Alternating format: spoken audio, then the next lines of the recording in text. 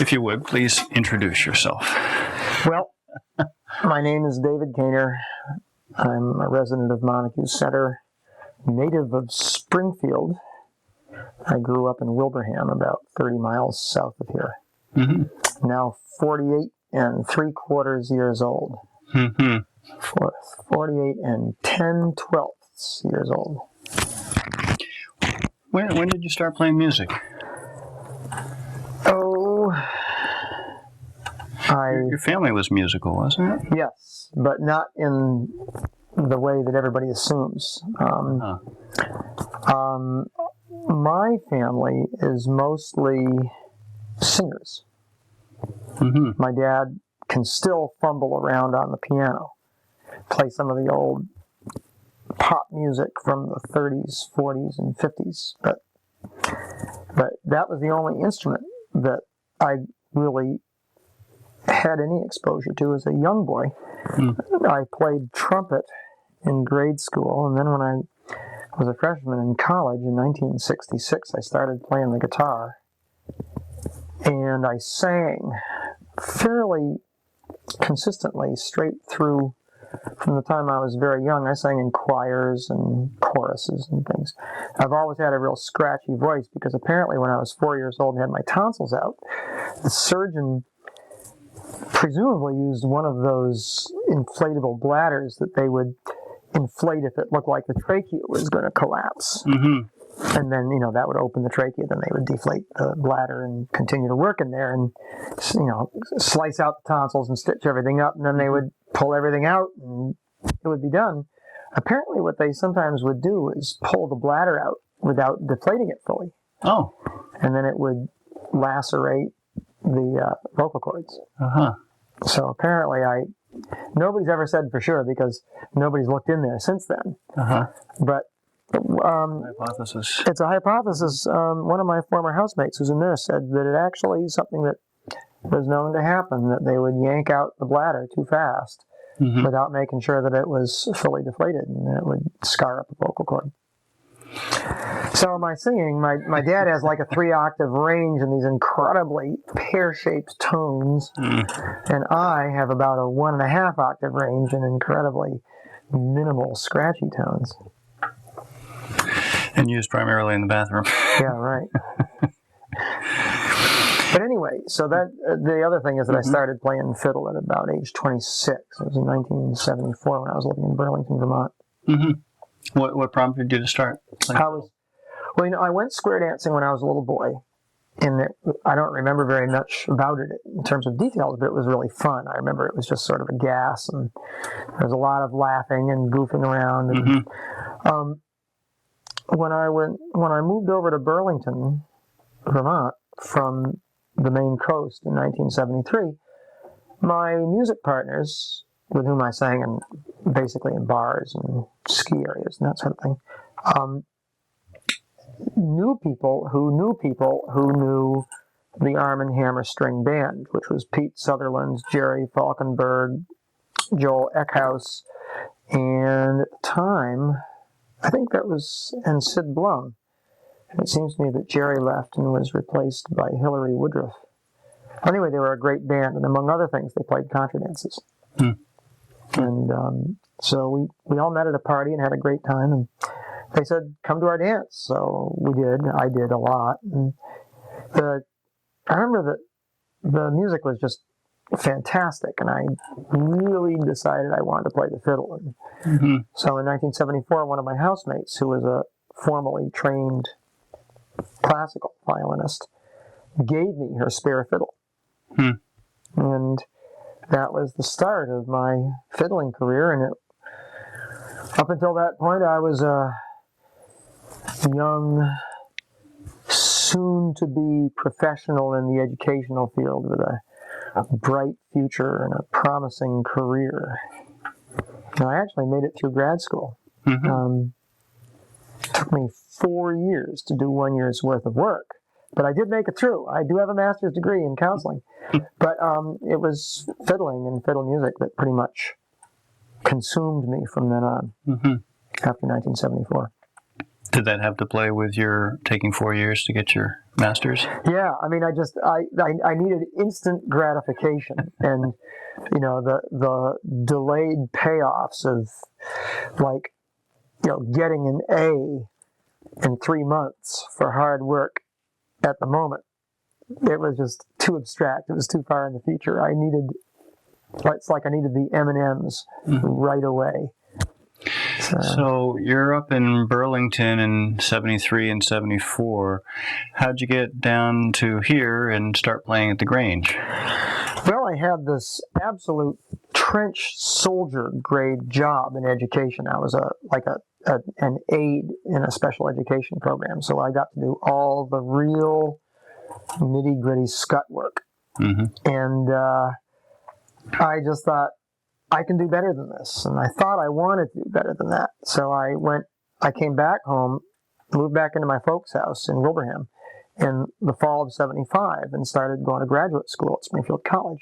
And I worked part-time at Minnetonka High School and started playing guitar and fiddle with another guy in bars around the area. And then in the summer of 76, I played in a country rock band and played in bigger bars around the area, like the old Rusty Nail, the long lamented, burned down Rusty Nail, and the Red Pantry, and the Crystal Park, Nathan's Place, all these great old sort of, ode to urine and beer. They were the hot spots. But they were great. There were a lot of nice folks who went to those, and I played in them for a while.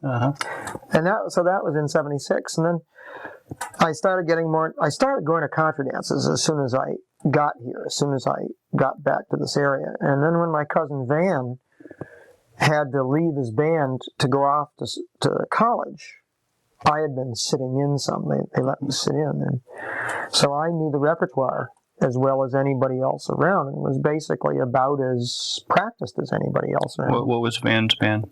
Sheehan's Reel. Sheehan's Reel. Do you remember them? Were you? Upstairs on Pleasant Street. Yep, up above Sheehan's Bar in the old Eagles Hall. And when that got turned into apartments, we moved down the street to the building that they acquired, but it never was the same. The dance just never really made it after it moved right out of the center of town. It was every Thursday night. I think it was the first regular weekly dance. When you say you came down contra dances, which dances were going at that time? Well, there was Sheehan's Reel. I mean, I started going to them and dancing and sitting in before I actually became an official player. That was on Thursdays. At one point, it was on every Friday. Now, I can't remember when it was which, but and then there were the Saturday dances. If I remember this correctly, there was one Friday dance at Munson Library. It was because of Dudley Loftman's peculiar schedule, but basically, I'm not sure I can remember this. Dudley would come down, I think, once a month to see his daughters.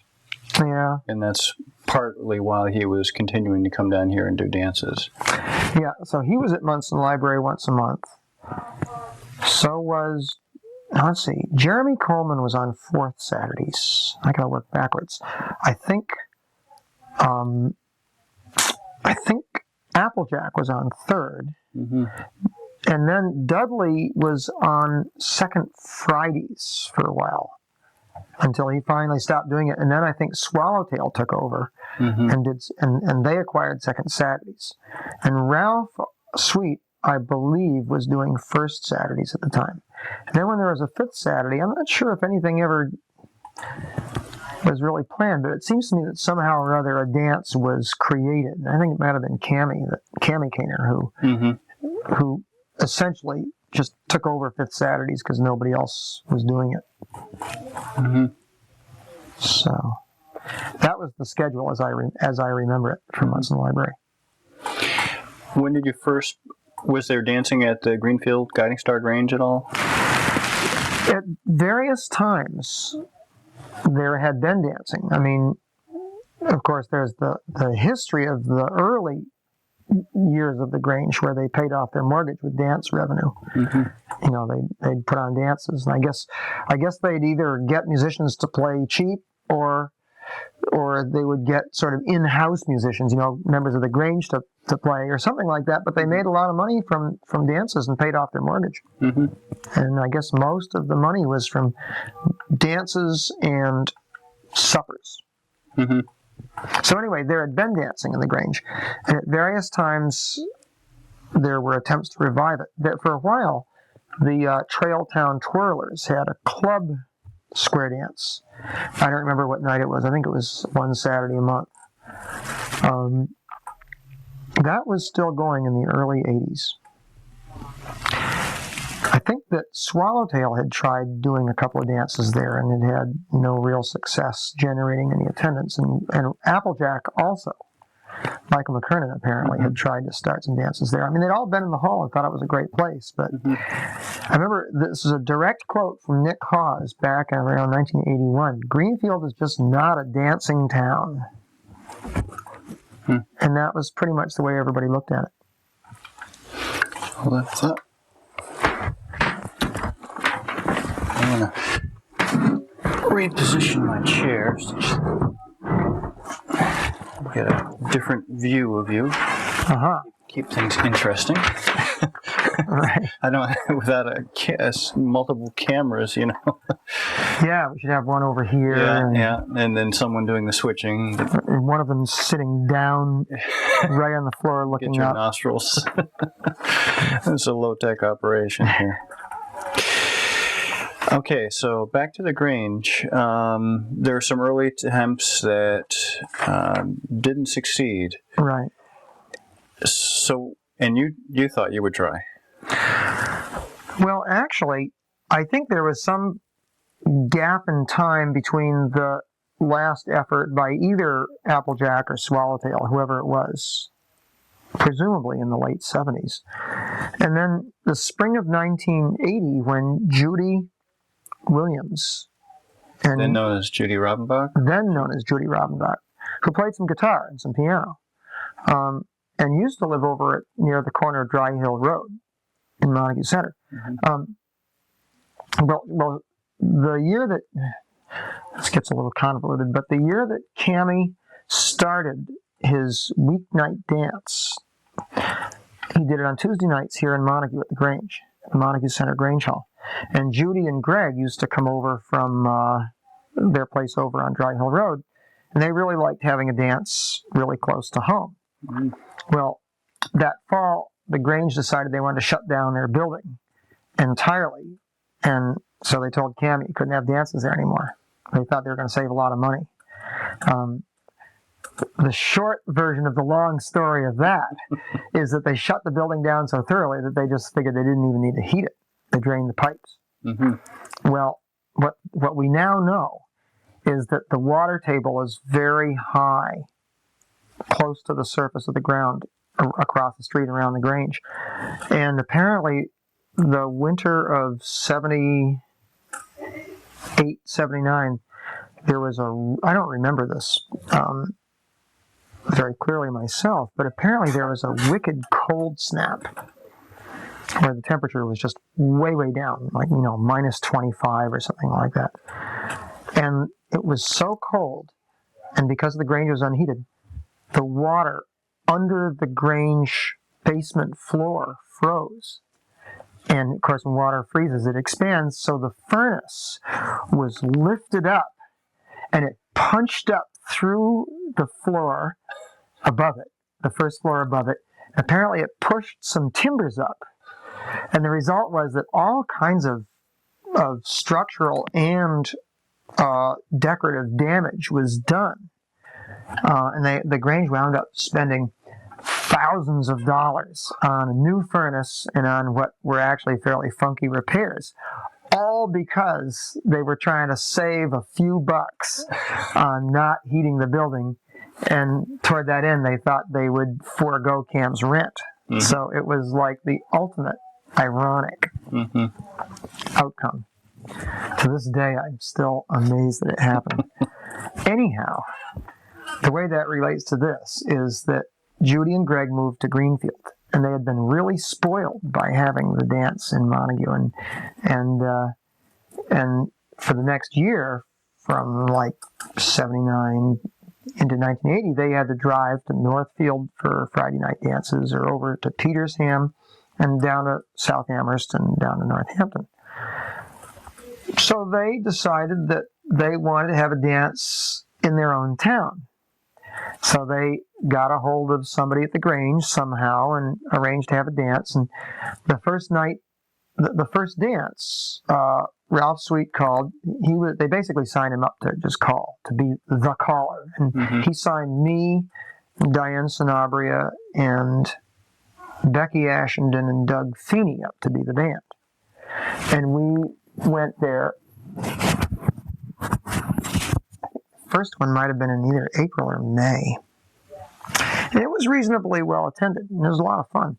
But each one after that got dropped off in attendance until finally, I guess in September, there were just like 10 people there, most of them guys, something like that. And Ralph said, this is just not working, and I can't come all the way up from Connecticut to do this. So he said he didn't want to do it. And around this time, a bunch of people had been calling the callers to ask them to do jobs, to call at everything from private parties to a bunch of other events. And the thing that finally pushed it over the top for me was when somebody called me about doing an outing club dance at the university. The outing clubs were absolutely essential to the endurance of contra dancing, the survival of contra dancing through a lot of the middle of the century. It was outing clubs who would still do dances when a lot of other people just completely lost touch with them. Well, they provide a social interaction milieu, the outing clubs, and so the dance was another function that they could have for the social interaction, meeting people and doing things physical. Yeah. When you think about the type of person that joins an outing club, there's generally some interest in being both physically vigorous and also cooperative. And I mean, those are just two basic tenets of a good contra dance. So anyway, somebody from the outing club called me and said, we can't find anybody to call our dance. Do you have any ideas? And I said, well, I went down the list and I said, yeah, we tried every one of those people. They tried people from a long, long ways away who said it was too far for the money, and everybody up close was busy. And so finally I said, well, and they said, we really want it to happen. We really want to have a contra dance. We've got people from like 5 different colleges, outing clubs coming, and we've been telling them we're going to have a dance. I said, well, if you can sort of be sure everybody's totally clear on the fact that I've never done it before. I mean, I've been around dancing for a long time, and I could give it a shot. I could just try to call a bunch of easy dances. And they said, sure. So I wrote down a bunch of easy dances at subsequent dances and other events. And then the band was me and Doug Feeney and I think Tracy Scott and Diane Sanabria or something like that. Some mixture like that. It seems to me there was no piano at the time, so that would have been a logical lineup. And I called all these easy dances, and I remember the first one, I lined them up, got them to take hands for, got the ones crossed over, walked them through the dance, and got them back to place. We started doing it, and Doug said, "They're doing it, David." Congratulations. Yeah. So it was right around that time that Ralph said, it must have been like October, that Ralph said he absolutely didn't want to do any more Greenfield dances. And it was on the second Friday. Cammie didn't want it. Nobody else wanted it. They all said, oh no, we've tried it there. It's not a place anybody wants to dance at. So I said, well, why not? So I started doing it, and nobody came. A few people came, and I wasn't a very good caller, and the band was sort of ragged. And I think I was a much better player than I was caller, but when I called, I couldn't play. So I think that, but I really wanted to play, so I didn't hire somebody else to play in my place. So I think there was a real musical compromise there that was a heavier duty compromise than I was aware of at the time. But anyway, so I think that it was either October or November was my first my first dance. I can't remember for sure. It was in the fall. Mm-hmm. And through that winter, it seems to me that there were a couple of snowstorms where nobody came, and then there were some dances in the spring where we had basically enough people for one little set, and then in the summer when it got hot, there were a couple of months in a row where nobody came. There was one where literally nobody came. And we sat there with all of our gear set up and played tunes and just kept on waiting for someone to show up. And then there was one where, and this actually happened several times over the early history of the dance, where like there would be 3 or 4 guys standing around looking at each other, and then one woman would look in, and all the heads would turn, and these guys would look sort of hungrily at this woman, and she would leave. And, I mean, talk about frustrating. And then there would be like a little group of maybe 4 or 5 people, not enough to really do anything, but a little group of people. And then another group of people would come and look in the door. And it would be like 3 or 4 people, and they would see only this little group in there not doing anything. And they would leave. And then like 10 minutes later, yet another little group of 3 or 4 people would come in, and they would see nothing going on, and they would leave. Had they all stayed, there would have been a dance. Oh yeah, I mean, if I could have found a way to convince the first and second groups that came in to stick around for a little bit, we would have had actually a really substantial set and had a real dance. I mean, had an honest-to-goodness energetic dance. But I was so paralyzed by my fear of rejection that I couldn't.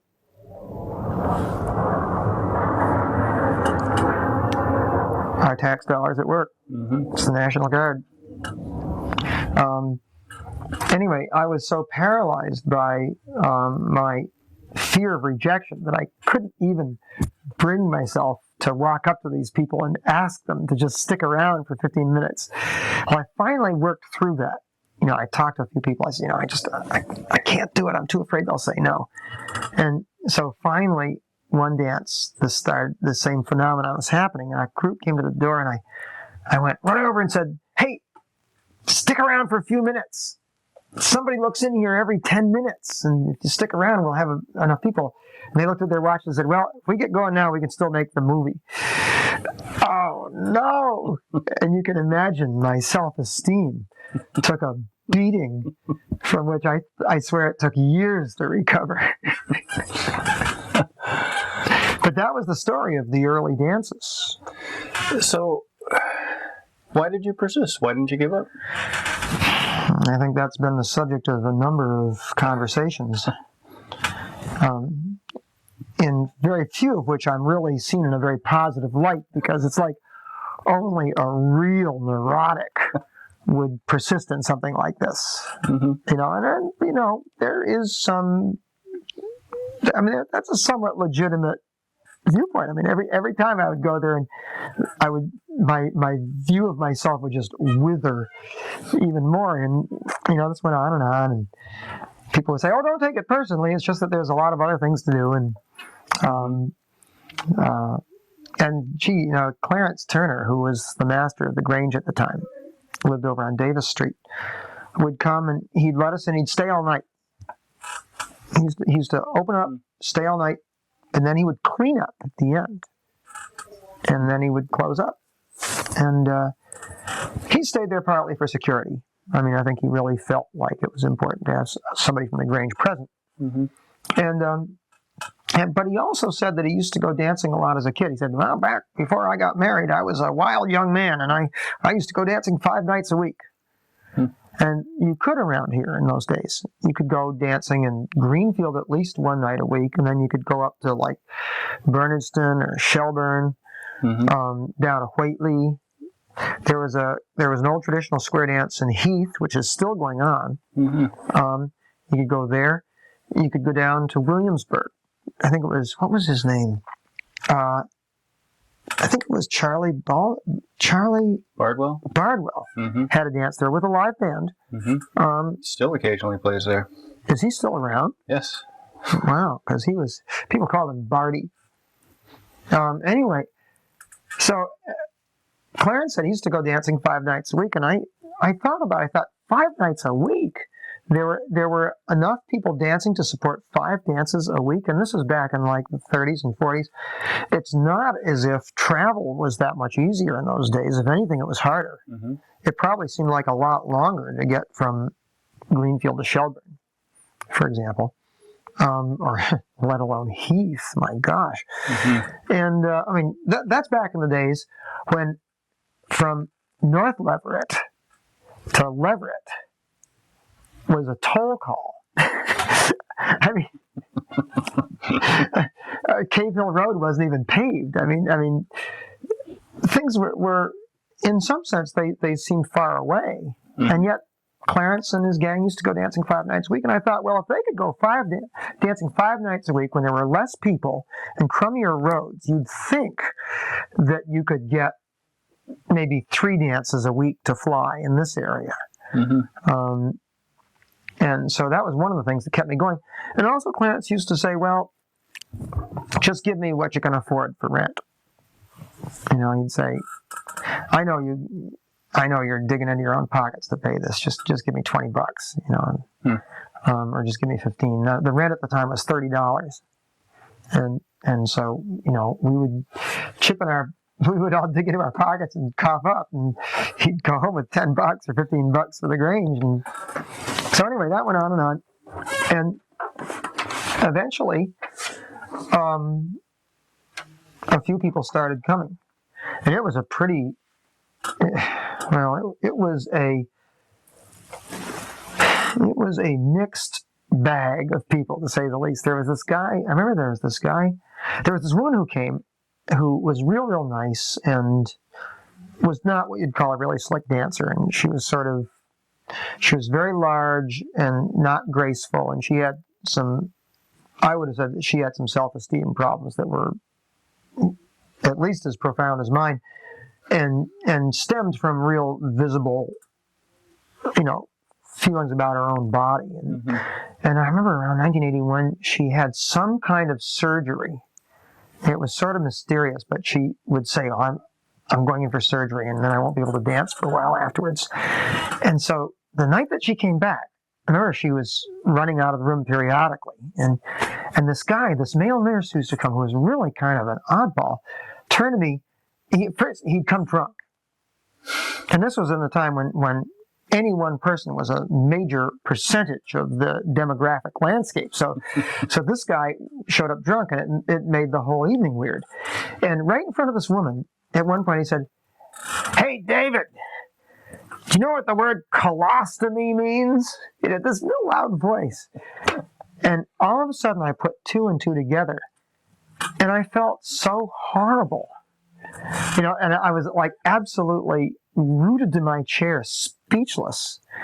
And I think I was so speechless for so long, and like I had this glazed look, that he actually left. and to this day, I think that may have been the best way I could respond to him. You know, if I'd actually verbally engaged in some sort of encounter with him, who knows, maybe he would have gotten aggressive or obnoxious or just kept going because it was sort of like, you know, reinforcement of some sort. Mm-hmm. But I just was like, for so long, they just left. But I had a lot of weird experiences like that when I was starting out. So you had this very diminutive crowd, if a crowd at all. And how long did that go on for? A year, 2 years? Was there a sudden influx of people? Did the dance close and create a larger opportunity for you? Was it simple perseverance over years that caused it to happen? To some degree, these memories are so painful that they've become indistinct. You know, I look back at some of my antics and the things that I tried and did and responded, and I've literally avoided thinking about some things because I'm so embarrassed about them. But one thing is, somewhere along the line, somebody said something that stuck with me about how for a struggling dance to get stronger, there had to be some sort of larger there had to be some sort of larger reason for being there than just playing to dance. Particularly if you could somehow come to terms with the fact that it was like not that extraordinary a band, not that extraordinary a caller. Well, if you could say, well, the band isn't a singular experience, the caller is not a singular experience, the hall is a nice hall, but we all know it takes more than that. Well, then you have to say, well, there's got to be something else. And at the Northfield dances and at South Amherst, not only were there really good bands and callers and nice halls, but there were already those other things. I mean, there were groups of people that were already invested in each other. You know, they were acquainted, a lot of them, even if they weren't really, you know, deeply familiar with each other, they at least had danced in the same place enough times that they looked familiar to each other, and they knew what their swing felt like and their element and how they would dance in a do-sa-do, for example. I mean, there's a lot of stuff that they had already worked out, or ways in which they'd already become acquainted, and we didn't have any of that at the Greenfield dance. And then I think the first really big event, I get my order of events a little bit mixed up here, and somebody else might be able to remember this more clearly than me, but one of the first big events was when the Folklore Society had contacted Fiddle Fever, which was Jay Unger's band. Jay and Molly Mason, and Matt Glazer and Evan Stover and Russ Barenberg. That was a really hot lineup. And the Folklore Society had contacted them about doing a concert. And we're looking for a venue. And Michael McKernan had signed them up to do a Sunday night dance back in the days when there were regular Sunday night dances in Brattleboro.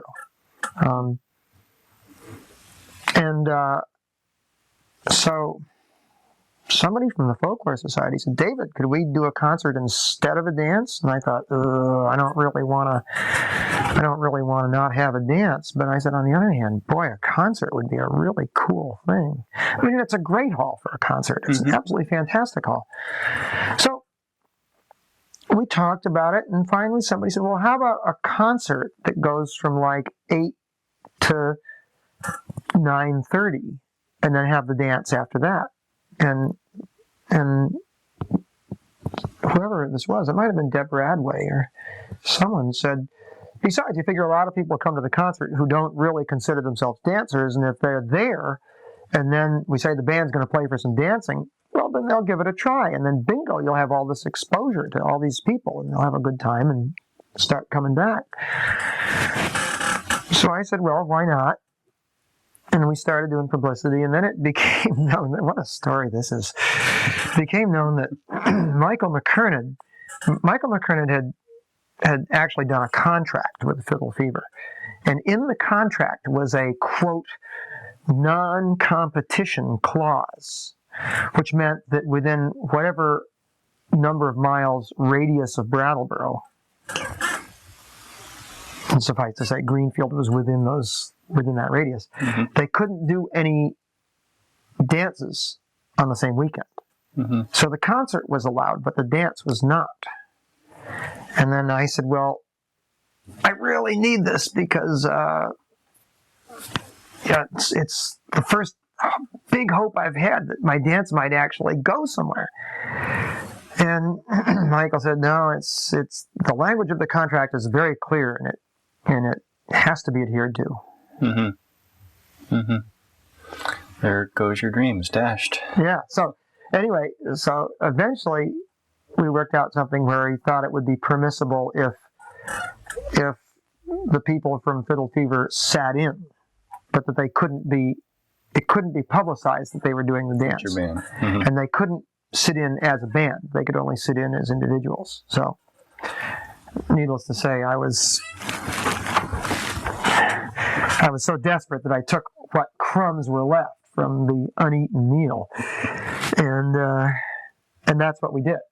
And lo and behold, a whole lot of people came. The place was packed, and I had never seen the hall packed before. I mean, we kept on saying, "Oh my gosh, we got to bring up more chairs from downstairs." And so, for the longest time, there was all this clatter and bang of those folding wooden chairs being brought up, and the band was warming up, and it just sounded unbelievable. And they didn't go off in some hidden place to warm up. They just sat right there, right in the hallway, and just played and had fun. And so it was like there was this preliminary concert, and everybody was standing around having a great time. They walked up on stage, and I think Jay Unger had put his mandolin case right on the edge of the stage, and Sue Sternberg put one of those pieces of plastic fake vomit right on his mandolin case. And it was so funny because he was the first one to notice, and then the others only very gradually noticed. It was very funny to watch their facial expressions, and that was the tone of the evening. The band was so relaxed. I mean, it was such a jolly band, especially when you consider what heavyweights they are in the musical field. I mean, they're just unbelievable players, and they were so funny. And so, I mean, the tone got set with the fake vomit. It was... I mean, here you are, you can have the serious concert, you look down, and there's what looks a lot like real barf. So that was how it started. And it was a fantastic concert. And then we had a dance, and they sat in some, and there's like 3 huge sets, and the most I'd ever had was 1 middle-sized set. So, like, I was completely just beside myself. And after that, you know, the dances would sometimes be a little stronger. I think that was in '82. It might have been it was either '82 or '83. The next big event was when Terry Ball had his hang gliding accident. And we said, you know, and he was like the most popular dancer in the Valley. I mean, the trail of broken-hearted women, if they didn't get to dance with him on a given night, was just, it was this incredibly huge, pathetic trail. Oh no! I actually thought I was going to get to dance with Terry tonight. You know, some of us would sit there and just think, why not us? You know. But he was a great dancer. He was a totally great dancer. I don't know if you remember him. No. But he was unbelievable. And then he broke his neck and got paralyzed, and so we had a benefit dance for him. And that was the first time that I met Shelley. And she said, "Terry's my brother." I said, "I guess there's a family resemblance," but I had no idea that, you know, I'd never met anybody else from his family. And all these people came who I'd never seen before, who were friends of his from other sort of facets of his life. And we had a fantastic time. And, you know, a dance in those days couldn't generate an enormous number of dollars, but it was a great experience. We came up with something. And it was just a great experience. And I was starting to get these little dim realizations that this was the kind of thing that pulled people together, was when there was some kind of a common purpose that was like larger than just going out dancing. And so then at some point later on, Rich Morse, who had become a very regular, very faithful dancer, had a fire up at his house in Vermont. And he lost a whole lot of it. You know, he was starting the Button Box as just this little sort of room in his house where he worked on concertinas and melodeons. And this was up in, I think it was in Wardsboro, Vermont. And he lost almost everything. In fact, in my little fiddle cabinet there are at least 2 of what I call his burn victims. 2 fiddles that got damaged in the fire. And I actually play frequently with a bow which was damaged in the fire. And Ron Midget, one of my former students, he's graduated, he doesn't need me anymore, who does violin and bow repair and buying and selling, looked at this bow and said, you know, this bow could be cleaned up and it would be a good bow. It had been sitting here, buried under all the clutter on my workbench for like 10 years. That long, but a long time. And anyway, so we had this benefit for Rich to try to at least, raise him a month's rent somewhere. He was wearing Salvation Army clothes, which didn't evoke much sympathy from me because that's what I always wear, the Salvation Army clothes. That's what I was thinking. You know, but still, I mean, he was really nickeling and diming his way along. So we had this fundraiser, and a lot of people came. That was around 84 maybe, or thereabouts, 84, 85. And then a little while later, there was another fire when the Institute for Community Economics lost basically the upper third of its house over on Cheapside Street, or Montague City Road, or whatever that road is at that point, just over the bridge in Greenfield. It is Cheapside. Yeah. And so we had a fundraiser for them, and all these people came who I think considered contra dancing kind of, you know, not a meaningful activity if you're going to be a serious political activist. But they came to the dance, and they had a good time, and some of them, I think, said, gosh, I'm having more fun than I expected, you know, and they started coming back. So lo and behold, we now had some people from the Institute for Community Economics who were sort of starting to show up without shame, you know.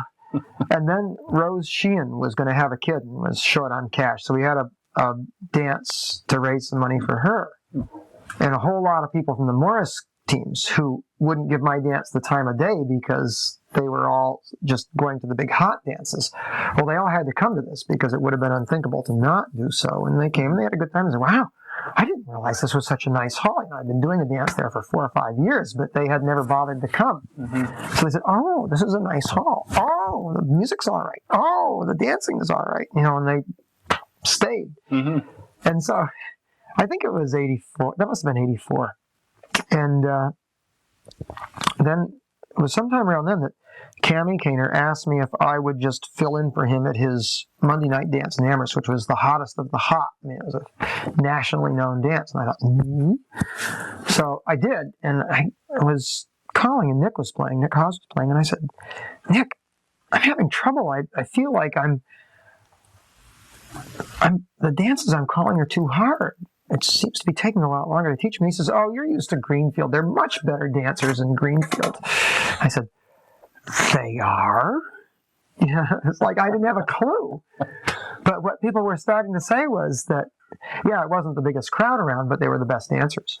You know, it was like, by this time, I guess by about 84, it had become a solid 2-set dance. And that was what I had been saying. I'd been saying, oh, before I die, I just want to see 2 sets in this hall. and I sort of got it without realizing it. You know, it was sort of like I was too close to it, and I didn't see it growing. But and all of a sudden, I realized that Nick was right, that they were really good dancers. And people would come and visit, and they'd say, wow, gee, I expected the dances to be harder. I think about it and think, well, gee, you know, I called just as hard a program as anybody else would call. And the thing was that because the dancers were such good dancers, they seemed like easy dances. Yeah. You know, I'd call something that had all kinds of here and there and right and left and up and down.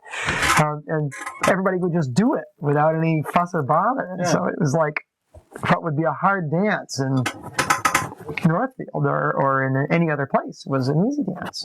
So perhaps it was just because of its newness in discovering through the venues that you spoke of, that you got some of the better quality dancers rather than a beginning mixture that an established dance perhaps might get. Yeah, maybe. A lot of the people who danced there back in the mid-'80s had actually learned to dance at the Guiding Star Grange. They didn't learn somewhere else. See, for a long time, people would come to the Grange, try dancing for a couple of weeks, and decide they could do it.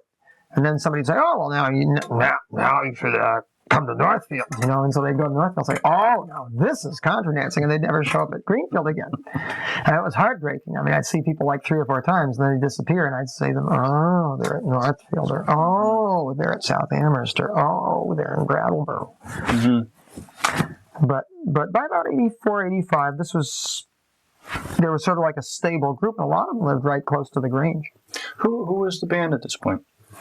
in the mid-'80s? I think there was one point where Doug Feeney was gone. I think by then, by about 84, Stewart was playing pretty regularly. Mm-hmm. I still didn't know where all the notes were, Mm-hmm. but he had great rhythm. Mm-hmm. And he was a real character. I mean, he was always jumping up and down and going around hugging everybody. And all the women were saying, "Oh, we're so mad at you because Stewart is no longer on the floor. He's on the stage." And so,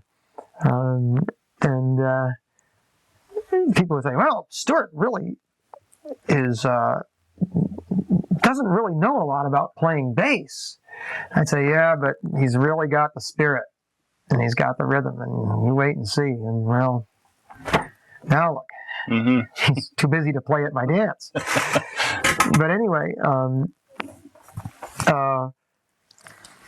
so Stewart was playing, and Nick and Diane, but they were both kind of losing interest. And at some point, Mary Kay showed up Mm-hmm. and got really excited about playing. And then around '86. Bo Bradham came to town. I had met him in '86 or was it '87? I had met him in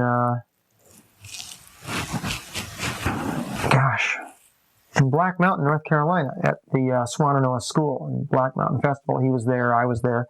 He was a great player, and I said, "Hey, if you're ever up north, come visit." Well, we didn't see each other again until I think sometime that was the following winter when I went to Knoxville.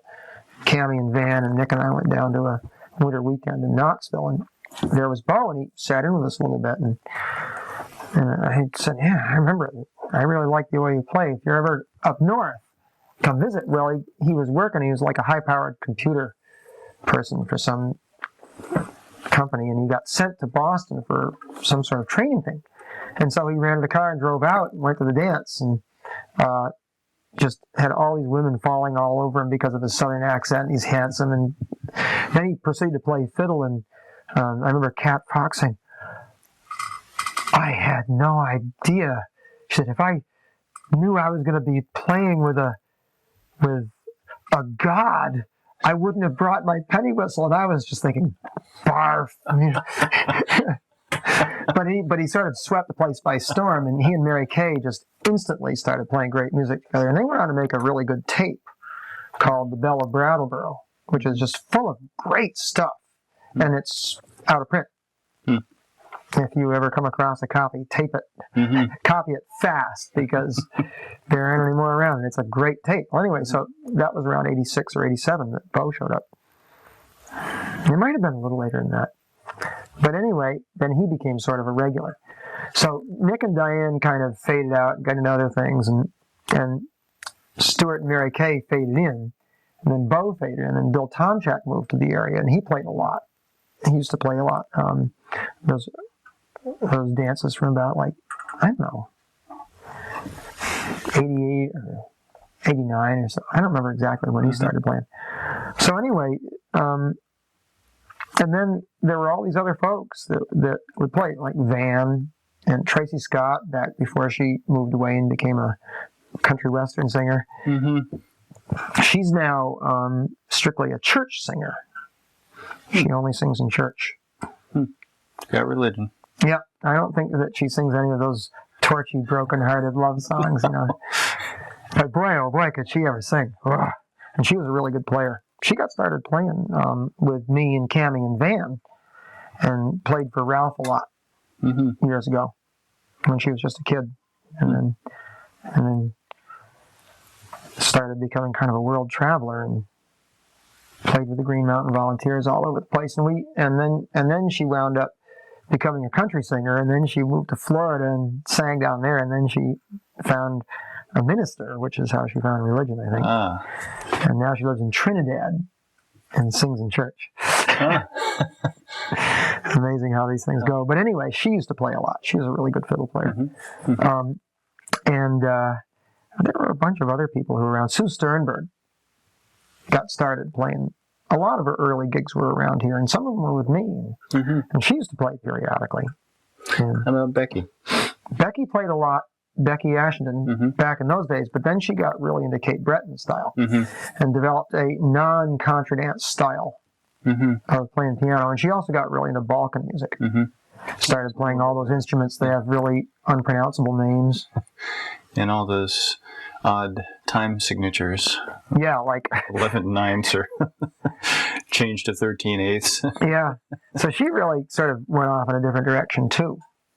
And then of course Nick wound up moving to Quebec for a while. And now he is married to Lisa Ornstein, and they live in northern Maine and have a kid. And he's got, I think he's working in some sort of ethnomusicological gig at the University of Maine at Fort Kent. So anyway, all these people that were early players in Greenfield have drifted away. But cousin Van Kaynor has played there quite a lot off and on over the years. Gosh, who else? Well, just about everybody around here has played there at one time or another. So.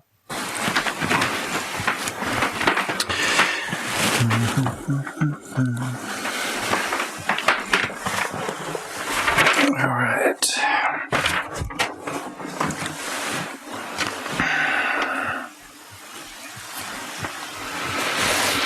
I guess the direction that I'd like to go on is jump a little bit to the current scene at the Grange in dancing. How would you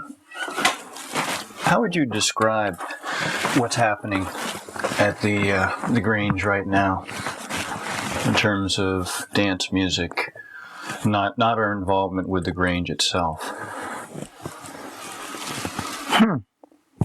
I don't know.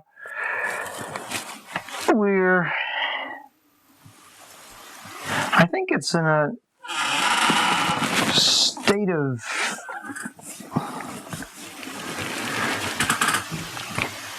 I feel like it's moved from a position of, or from a phase of sort of solid regularity to a period of flux, where different people are either gone at various times or at least around in unusual combinations. It's like, I feel like the last maybe 5-6 weeks are sort of symbolic of that. You know,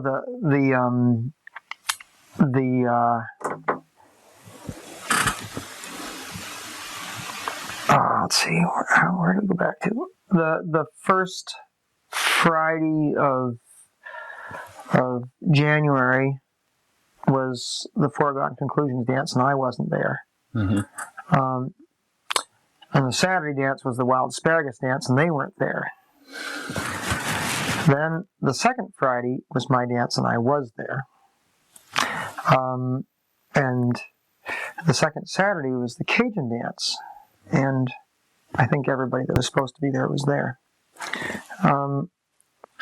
The following Friday was Susan Kever's dance, but she wasn't there. I was there.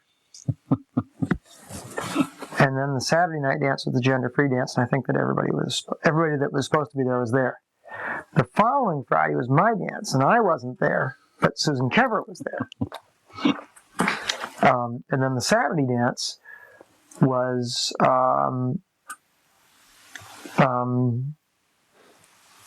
the Southern Exposure dance. It seems to me that was that the dance that Kathy Anderson called? No. When did she call? No, she called at the end of December. I think it was Lisa Greenleaf. Lisa Greenleaf was there. And so then in February, here we are at the first Friday. It's the Foregone Conclusions dance, and I'm only going to be there for the second half of the night. Because I'm calling a family dance at the Irving Elementary School, which goes until about 9. And then the Saturday night dance is Wild Asparagus' dance, and they won't be there because they're in St. Croix. Yeah. And then next week is my dance, and I won't be there because I'll be at the Dance Flurry. Mm-hmm. So Lisa Greenleaf is going to call with a good chunk of the Southern Exposure band. And then that Saturday night is the gender-free dance, and I think they'll be there. Mm-hmm. Then the following week is Susan Kever's dance, and she won't be there, but I'll be there. And then the night after that is the Southern Exposure dance, and they'll be there. And then the following week is my dance, and I will be there. So, but You're getting a picture here. Yeah, implied in all this, though, is that there's a dance every Friday, a dance every Saturday, and perhaps in the future there may be additional nights that there are regular dances. As yet there aren't. So the direction that it's going is that it's increasing the amount of dances. With some variety. There's now the Cajun dance and some Southerns.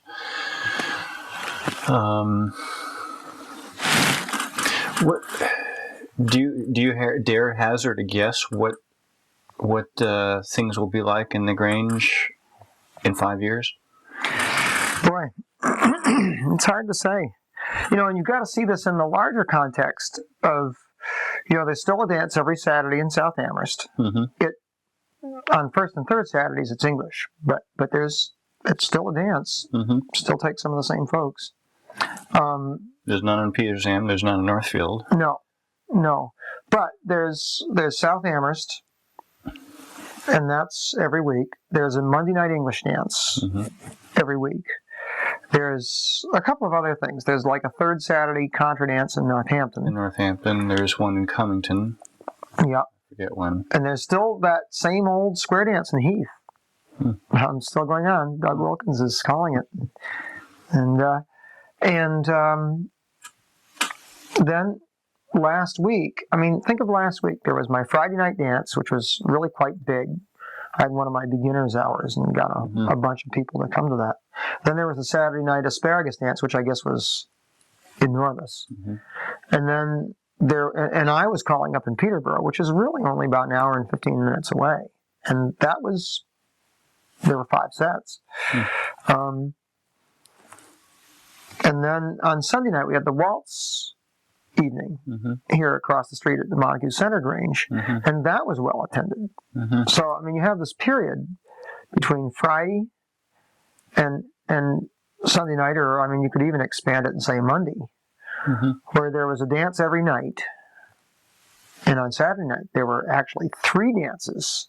If you consider that there was the wild asparagus dance in Greenfield, the English dance in South Amherst, and the Peterborough dance. That's a lot going on. Within within a 90-minute drive. That's a lot going on. And yet every one of those events, I don't know about the Saturday dance. I'm not sure what their attendance was. The Saturday English dance at South Amherst. And I also don't know what the Monday attendance was in Hadley at the English dance. But still, the events I know about were all completely well populated. Well, that bodes well for the future of contra dancing in the area. Yeah, if we can just get some more young people to come. There's a crew of women in their 20s who are really getting pretty burned out on the scene. Because almost all the single men are in their 40s or older and are single for reasons. And that's not like they're all bad reasons or anything like that. But the point is that there are people with whom some work would have to be done in order before you could just sort of start having fun dating or something like that. Or you could say that it wouldn't be easy to just start fun dating because there would instantly be an agenda. It's like I just don't think it's real easy right now to be in your early to mid 20s and go contra dancing. I mean, if the music is absolutely irresistible, then that's a pretty strong reason to stay. And if the dancing itself is just at such a great level that it sort of becomes an end in itself, then that would be a compelling reason to stay. But if those two things aren't enough, and you really need some redeeming social value, there's this black hole in our population. And I don't know what to do about it. You know, we have Peter Siegel's just moved to town. He's 25. He's a good player, a good dancer, and a nice guy. So there's one. You know, if I'm going to have any work in another 20 years, and you know, not be just sort of living on the street in Turner's Falls, take over the bike man's tarp off of Route 2. I mean, some more dancers have got to come from somewhere. Well, that's one thing that you consistently and vigilantly take responsibility for in nurturing, culturing, maintaining the dance community, whether it be responsibility for the hall in tending to the floor, maintaining the Grange, becoming members of the Grange and doing that, or the courtesies involved in the interaction of the dance in terms of speaking to twirling and not twirling, and giving deference to the woman to whether she wants to twirl. You've addressed that upon occasion. Or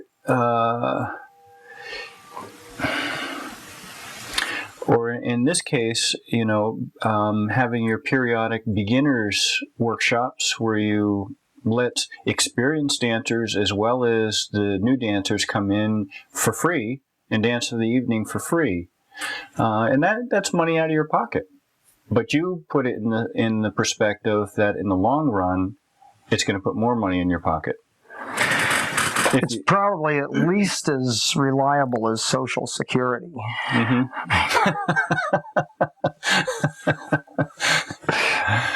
You know, I look at you and I think of you as a community organizer, or perhaps even an activist in the fact that you do those things. And it's funny. I've been doing that. I've been doing that beginner's hour for about off and on for I think over 10 years. You know, it was back when I really felt like I just couldn't endure the emotional beating of having all these people not bothering to come to my dance. You know, all these people, I'd see them at all the other dances, and they'd say, "Oh, how was your dance last Friday?" You know, "Oh, it was great." "Oh, well, I'll get there someday." You know, I really wanted to come, but I had to. I got home and I realized I had to wash my hair. Something like, I don't know how many times I heard that. You know, or I got home and my house was a mess, and no way would that keep them from going to some of the other dances. But they say, "Oh God, I got home and I'd, gee, there'd be one thing or another." And so I just finally said, I just cannot endure this. I got to do something. And I begged people and plead people. And I realized I was begging and pleading and feeling completely,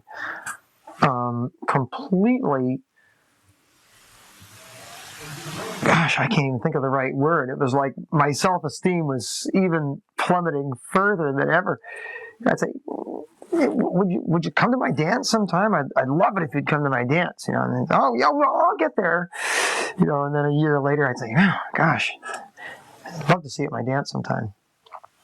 Well, I just decided, I think at one point we were doing some dance and it was small, and Cammie was saying that it was a small dance, but he'd rather be focused on the people who were there than on the people who weren't. And I realized at some point that I was really was so focused on the people that weren't there that I wasn't really able to be there myself fully for the people who were there. And I said, well, I've got to get more people here. I'm just going to start advertising where nobody else advertises. So I would put up flyers at places like Stop and Shop and Food Mart. And, I never felt comfortable about putting up a flyer somewhere I didn't buy something. I thought, well, where do I buy things? I was always driving these really funky old Saabs, and so I was always in the car parts store. So, hey, do you mind if I put up a flyer for my dance? If I get enough people at my dance, I'm going to be able to afford to come back in here and buy some more stuff. And they say, oh, yeah, sure, put one up in the window there. Laundromats, and, all these places that nobody else was bothering to put flyers. And then I kept on thinking, well, people aren't coming. Why aren't they coming? And people say, oh, well, we tried it once and it was too hard. Or a number of people said, well, we went to such and such dance and it was a disaster.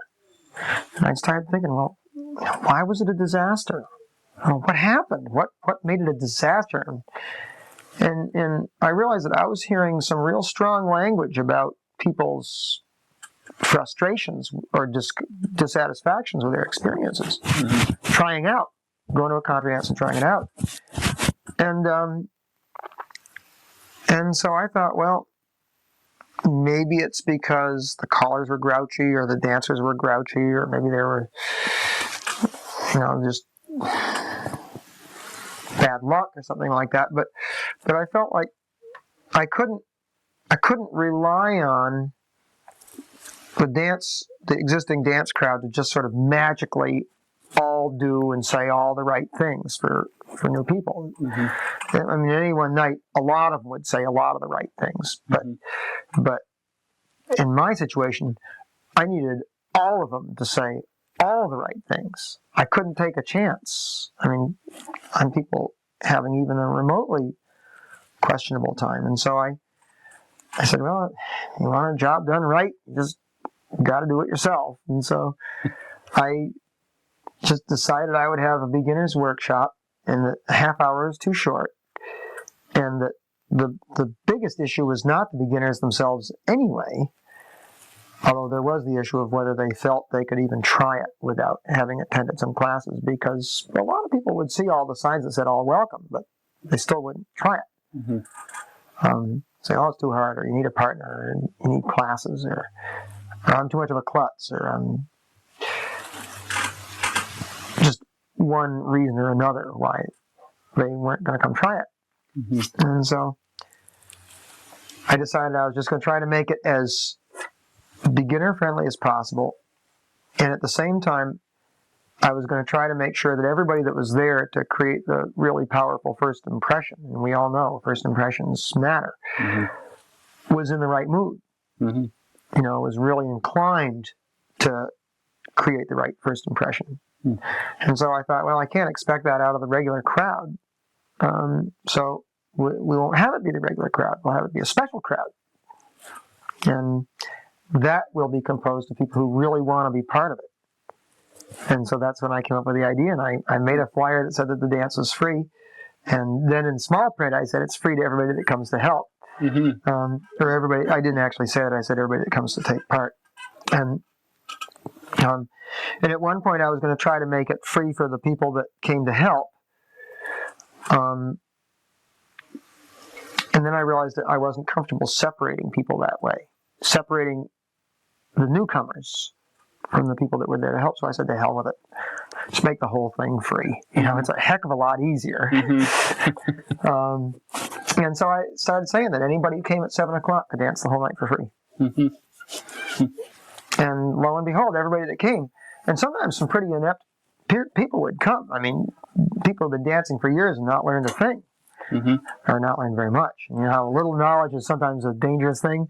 But they would come and they'd be in this mood to help out. They'd be in this mood to help other people learn the basics. And so they would do the basics themselves. And sometimes they would be doing the basics for the first time in their long career of stumbling through attempts at the fancier things. And so lo and behold, some real entrenched incompetence kind of got dealt with in a very positive way. Like nobody's saying, "Now you ought to be a better dancer," or "You're a terrible dancer." It wasn't like that. It was like it was all in this context of helping other people. Mm-hmm. You know, and lo and behold, I remember the first few times I did it, I had I'd have 20, 30, 40 people there, and half of them would be experienced dancers. I think, God, this is great. And then I think the biggest one that I did was maybe about 3 or 4 years ago. And it was in the winter. And I think that by 7:45, I very seldom count dancers. I just can't be bothered. But somebody counted at 7:45. There were like 120 people there. Wow. The regular dance wasn't even advertised as starting until 8:15. You know. And so anyway, that's how I got started doing those. And it was an effort to go out and get a crowd because I didn't really feel like I had a crowd. Mm-hmm. And I wasn't getting it from the established dance community. Mm-hmm. The established dance community was just not interested. Mm-hmm. So I thought, well, I'll go find some people who haven't done it before, mm-hmm. and otherwise might not. Mm-hmm. Tuck this wire in here. Oh gosh, it'll just can't fall take you out anywhere. Yeah. So anyway, that's sort of, in a nutshell, that's the thought process by which I conceived that event. Mm-hmm. And for a while, I was doing it 4 or 5 times a year. It's a lot of work. I mean, when I put up flyers, when I really do the big flyer blitz, I'd put on 200 miles in the car in an afternoon. Wow. And I mean, you think about where you have to go. I mean, I'd go to the Co-op, North Leverett, then up to Wendell, and then I'd go to Irving, come back into Millers Falls, go up to Northfield, across the river, Bernardston, up to Leiden, mm-hmm. then over to Coleraine, down to Shelburne Falls, mm-hmm. then down to Conway, Whately, then zip back up into Deerfield and into Greenfield, and then in another trip I'd hit Sunderland, Amherst, Northampton, mm-hmm. And since I have this feeling that I'm never comfortable about putting up a flyer anywhere where I don't buy anything. Mm-hmm. I mean, that's a major shopping list. Yeah, right. And I'd be very careful to not buy more than like 1 or 2 things in any one store. You make all your flyers. Oh, yeah. You draw them by hand. Yep, right here at this table. Huh. In fact, this one here is a particularly beautiful one. That was a... Yeah, it shows the camera there. Yeah. It says all the basic stuff. It says who's playing. Contra dances, the waltz, and more for dancers and all who love music. And it has the time. When did you start doing calligraphy?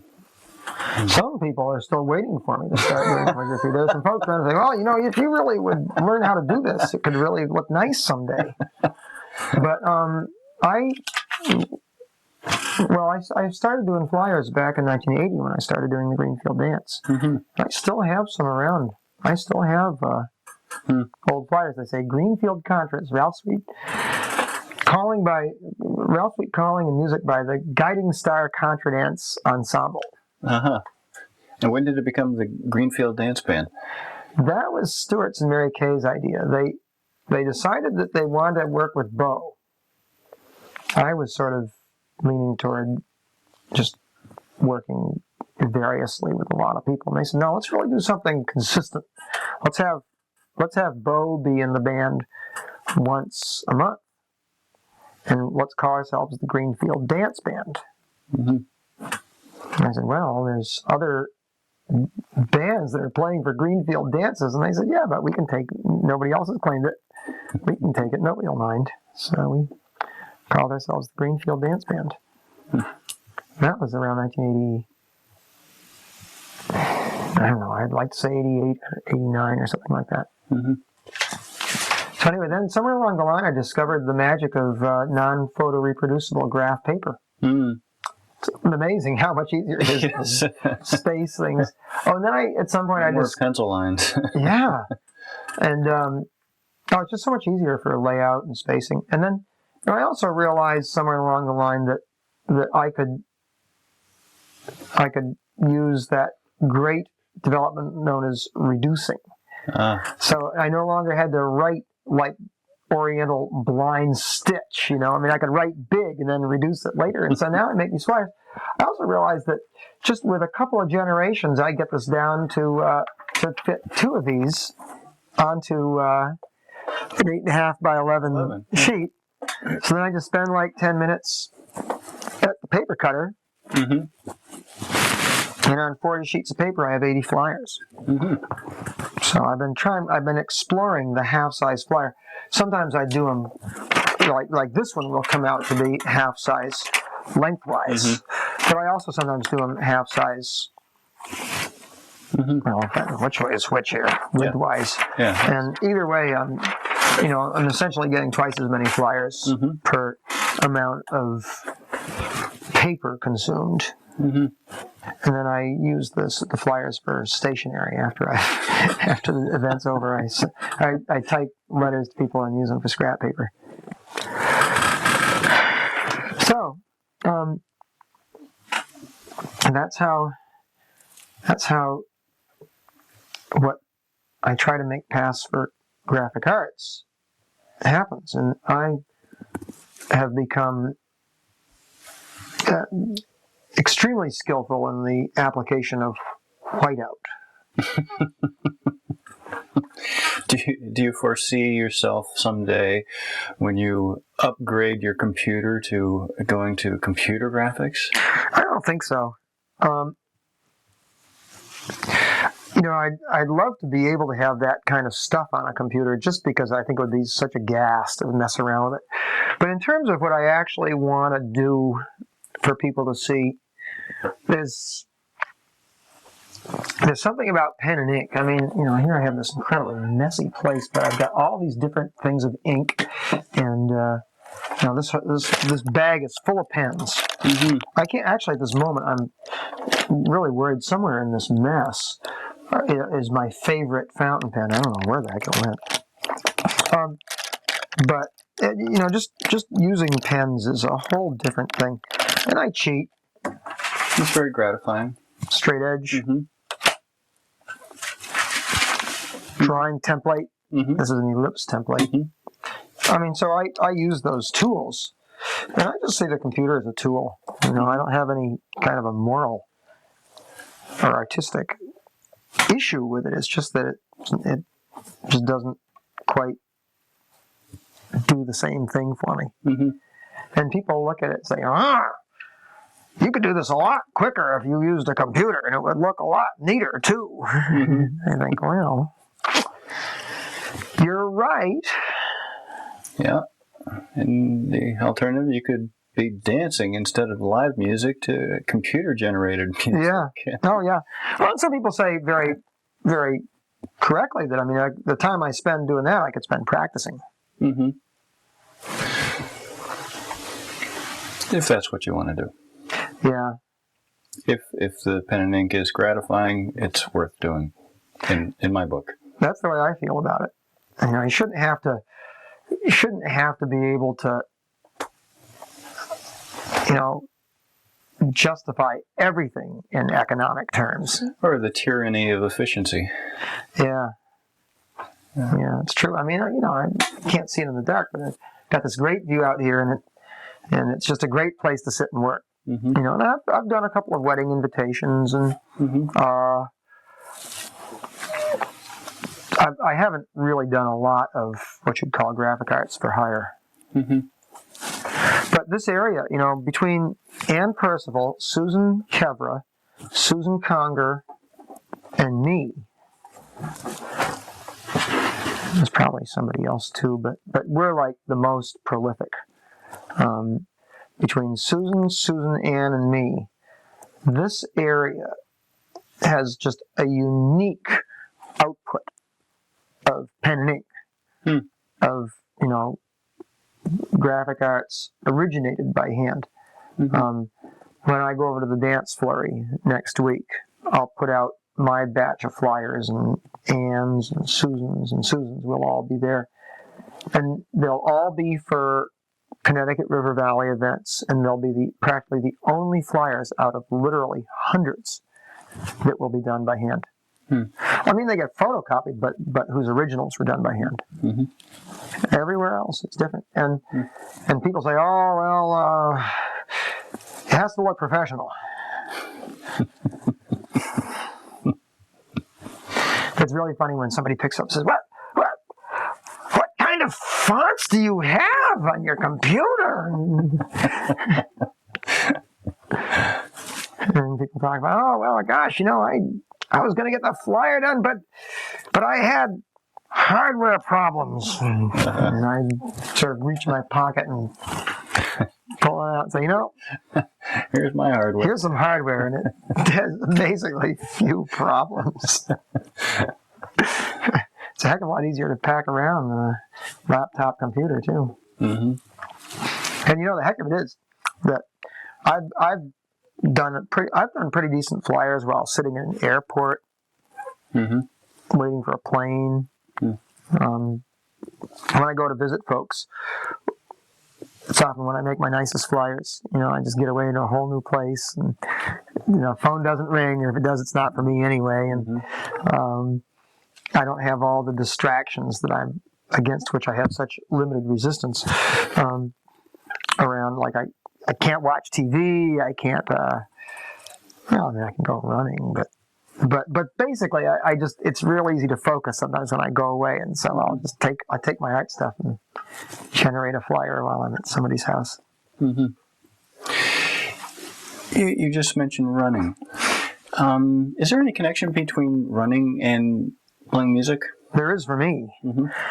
A lot of people think that it's just really weird to think in these terms, but I think that to be a musician and to be an athlete are to use very, very similar kinds of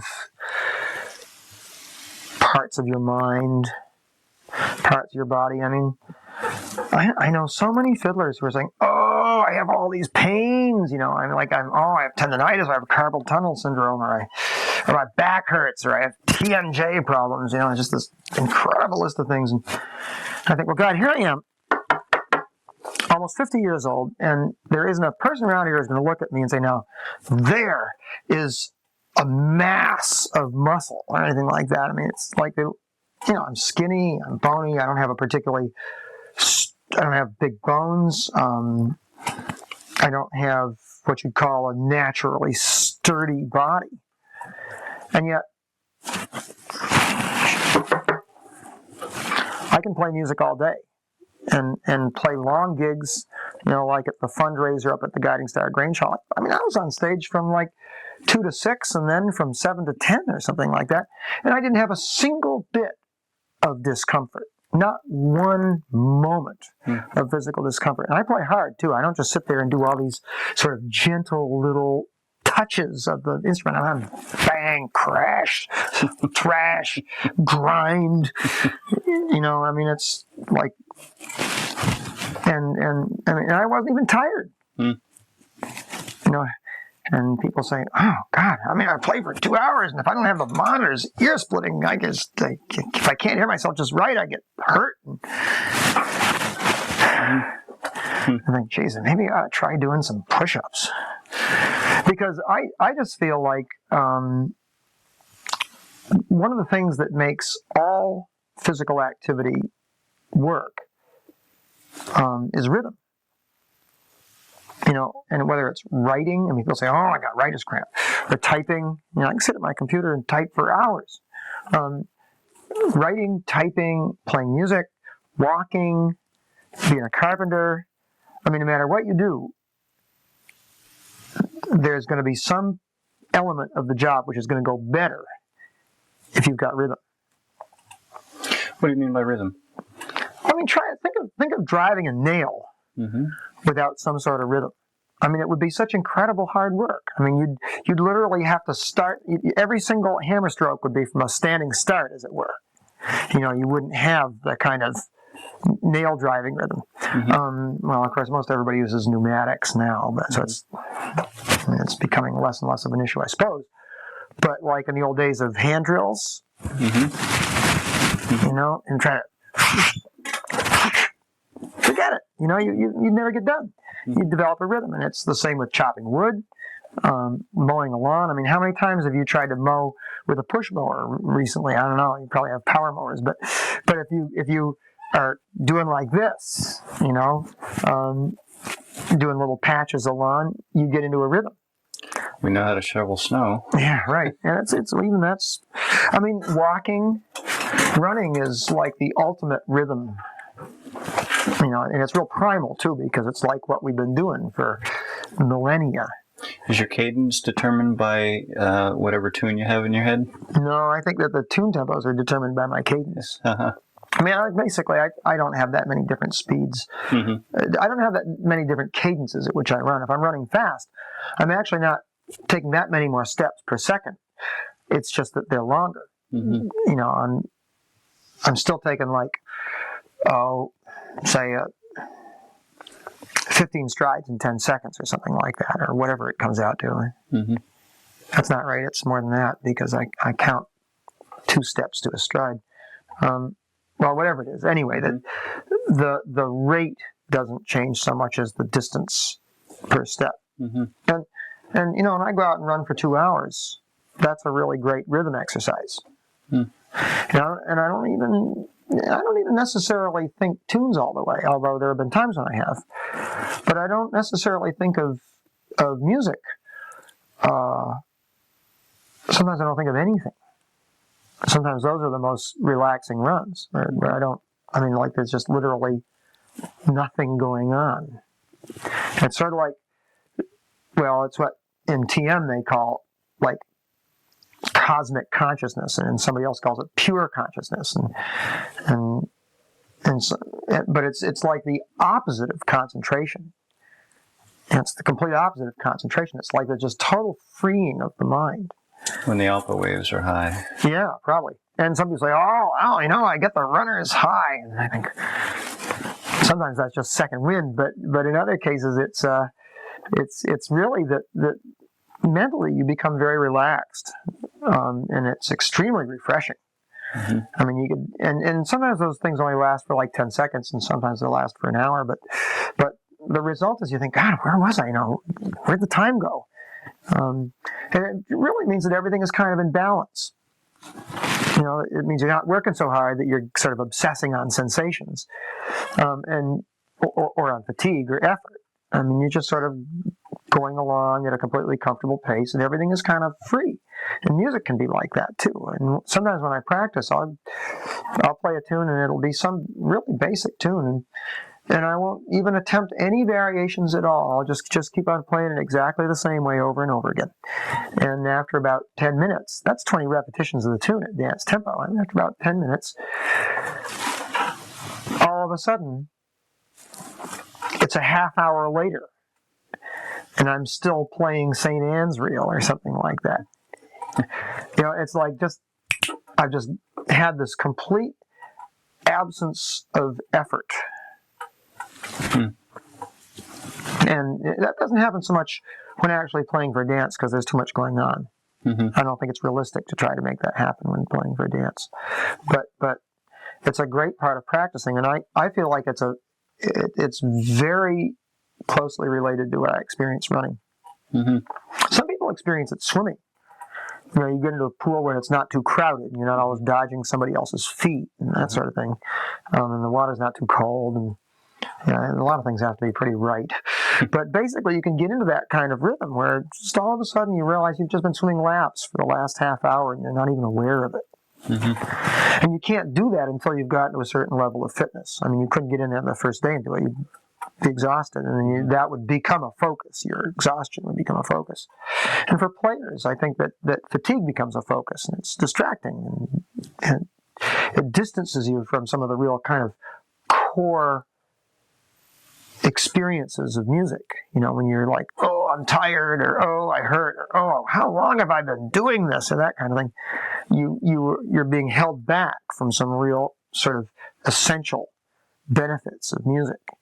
So you have to reach a fitness level, and it's like that with running. I mean, if you're not in shape and you go out and try to run 3 miles, I mean, it's just uncomfortable all the way, and most of your experience is sort of this exploring this relationship with discomfort. So you have to reach a fitness level, and I think for me it makes sense that if you want to have all your fine muscles, the little muscles that are involved in working a bow and noting strings, if you want to have them be healthy, then they've got to get more exercise than just those real demanding little, high stress things that are involved in playing a fiddle. So you do some pull-ups. You play with clay. Get out a ratchet wrench and change your tires.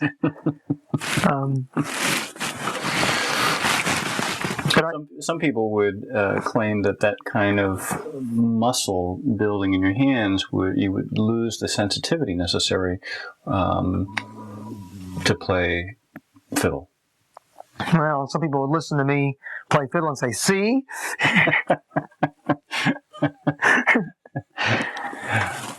But I don't think that that's necessarily true. I mean, I guess it's possible, but I don't think it's automatic. That doesn't get it. That obviates the idea of the underlying rhythm that you're speaking with. If you're just doing sort of strength stuff, as I might do in the course of my work, I'm grabbing, lifting a lot, and not necessarily working rhythmically. I'm working and build strength, but it's not necessarily rhythmic in what I'm doing.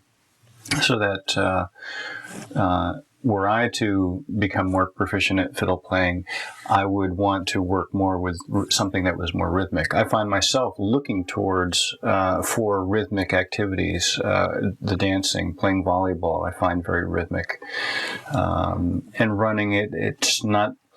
I'm not a long distance runner, so I don't get to that point necessarily of finding that I've been running for hours. But the rhythm is a key aspect. Well, think about, let's say that you've got playing a door. You're probably going to plane rhythmically, especially when you've got a lot of wood to just kind of hog off. You're not getting down to the final 64th of an inch yet. You've got to take off like a quarter of an inch. You'll do it with the rhythm, and it's the same with sanding. Chiseling can be like that. When I carve, I'm not what you'd call a real hot carver, but when I carve, I definitely get into a rhythm. It's not that I'm. It's not that I take off the same amount of wood in every stroke. I mean, it's like the amount of wood that comes off in each stroke varies from stroke to stroke, but the rhythm remains the same. And even things like washing dishes. I mean, there are so many things in people's lives that are rhythmic, and I think that one of the things that makes music so magical for people is that it connects everybody. It's like rhythm is sort of a basic human experience. I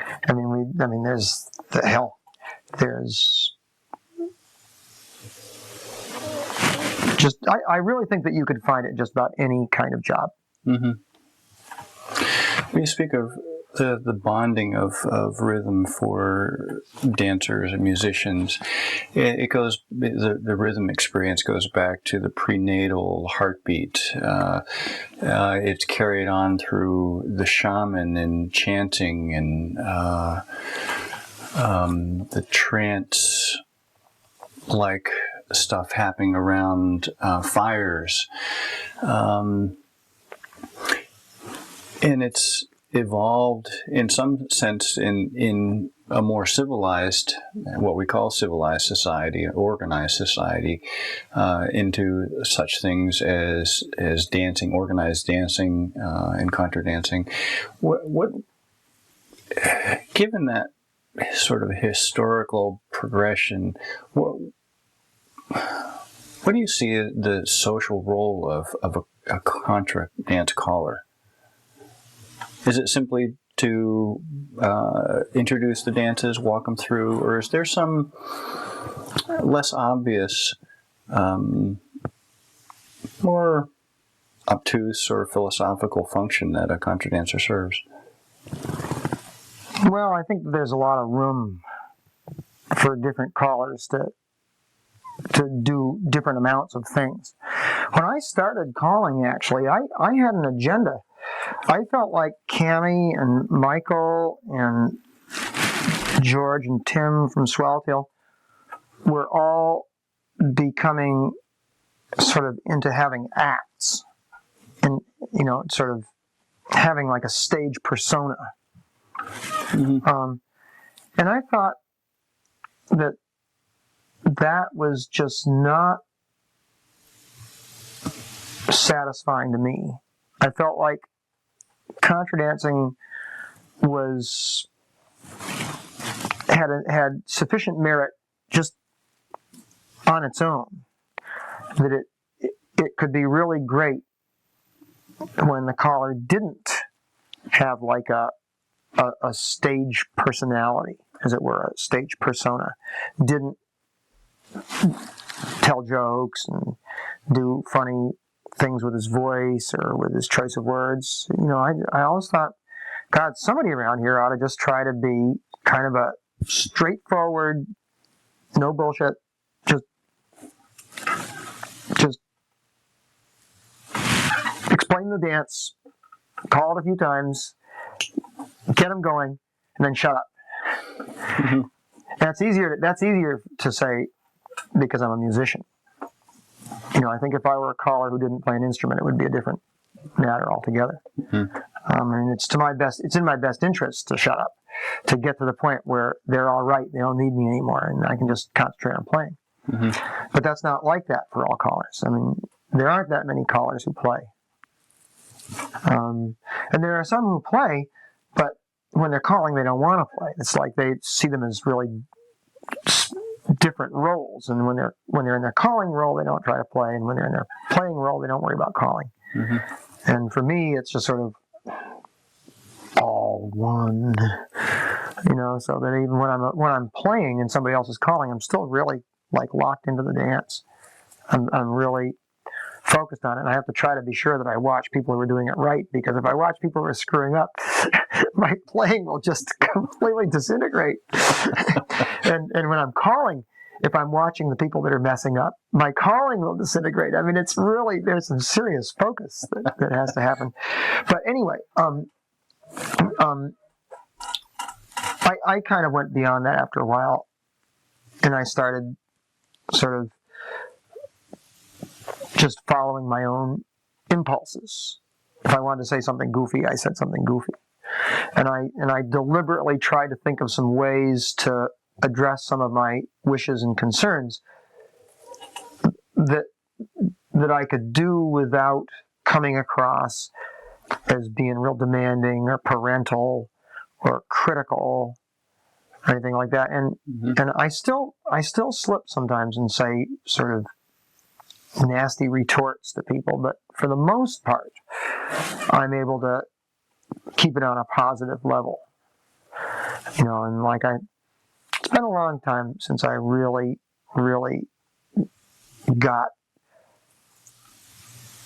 irritable with the dancers, when they were screwing up or just not bothering to learn a dance. It still happens sometimes. Mm-hmm. I think, damn it, I know this can work. I just need them to just listen and try to do it like I'm explaining it. And I think the only thing that I've noticed getting under your craw, and you found creative solutions to deal with it, is the attraction of the center set. Oh, that.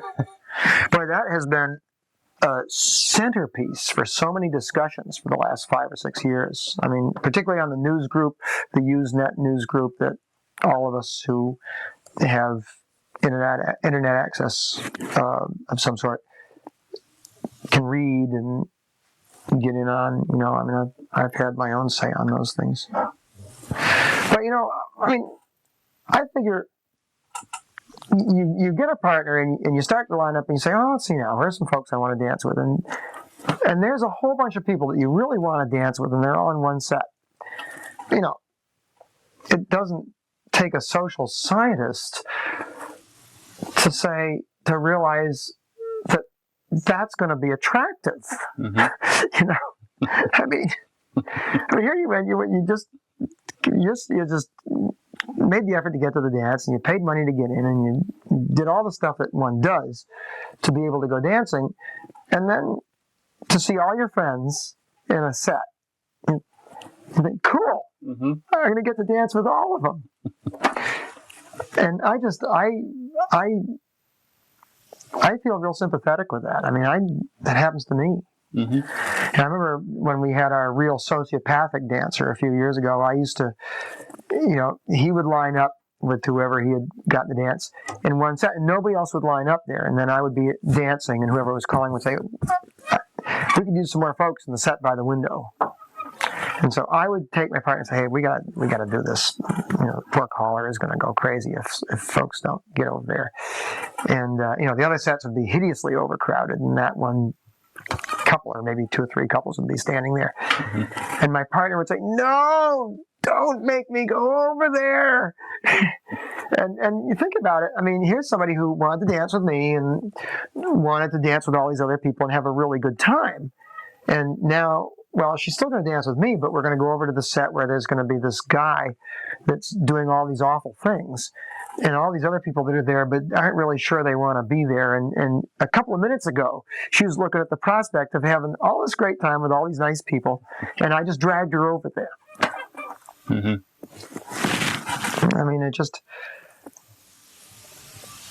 mean, I know about civic duty and trying to keep sets balanced and, not have people get sort of encapsulated in one set that's got a very low level of competence, that kind of thing. But on the other hand,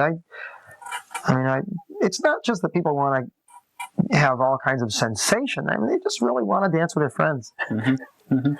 So, I mean, a lot of people get criticized for being sensation junkies because they want to have loud music and dances where they're always active and everything. But I figure, what the hell? They just worked all week. Had who knows what go on in their lives, and then they got a chance to go to a dance and just kind of get lost for 4 hours and have have good music and some healthy motions and movements and nice people around, and so they all want to dance in a set with their friends, and so they want to do something where they're all active.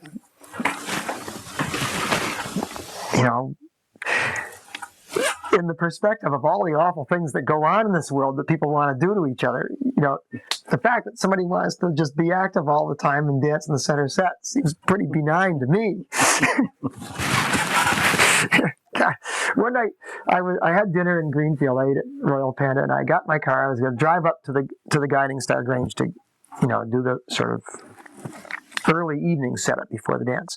So I drove out of the parking lot and turned right onto Main Street and turned left onto Chapman. And, you go about 100 yards and there's the Wrist Tavern, cultural jewel in the crown of Greenfield, right?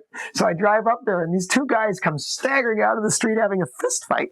Right out in the middle of the street. And there I am on the first car. Now what do I do? Fly her to the dance. Yeah, really. I mean, do I get out and say, wait, peace and love, or you seem to be having these feelings of anxiety and aggression, or there's a better way, you can think of all or get out with a tire iron and say, listen, you guys, get out of the street or I'm going to break your kneecaps. There's all these things that one could do, and I'm sitting there thinking, God, I can't believe it. I'm the first car in the line, and these guys are having a fight.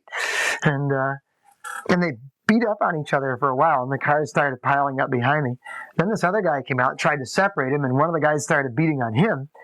And so one of the guys tried to stagger into his truck, and the other was slamming the door against him. And I thought, well, I can't back up. I can't go forward. And I don't know how long it went on for. It seemed like it went on for an hour, but it was probably like 30 seconds, the way those times stand still. Well, I got to the Grange, and I thought, geez, these guys are just beating the crap out of each other. And here are these people who I'm supposed to guilt trip because they want to be active all night. Here are these people that I'm supposed to intervene in because they want to dance in the center set with their friends. I just seen these guys beating the living daylights out of each other right in the middle of Chapman Street down by the Wrist Tavern. And And here I am supposed to, break up these bunch of people that want to have fun together in a contra dance. Mm-hmm. No.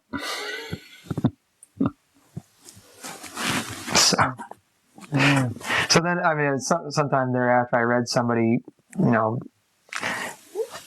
complaining about how dancers want sensation all the time and all that. And I thought, God, here I go.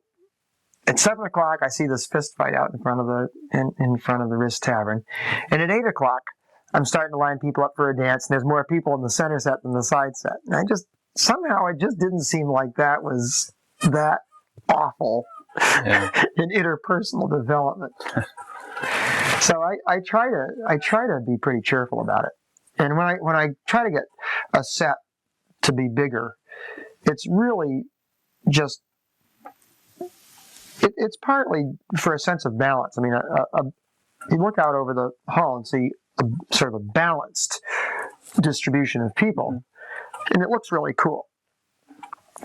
Why do you think it's effective that if you try and you have a strong center set and a weaker side set, if you try to get that side set developed, it's harder than if you move the center set over and that side set into the middle.